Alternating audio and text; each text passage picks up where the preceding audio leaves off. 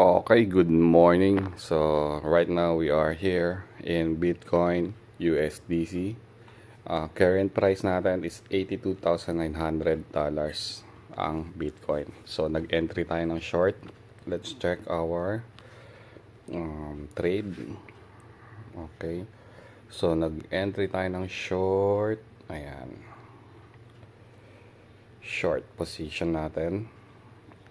83,450 ang entry natin. Current price is 82,800. So nag-cross tayo 50 times. So $13 ang lang nilagay natin. And now we have $4.52. So habang bumabagsak yung presyo ng Bitcoin, nagkakaroon tayo ng funds. Okay?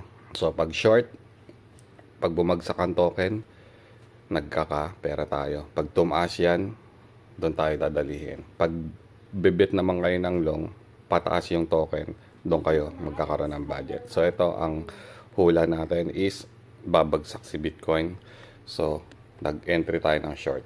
Ayan. So right now we have $4.63. Just a small amount. Practice trading lang.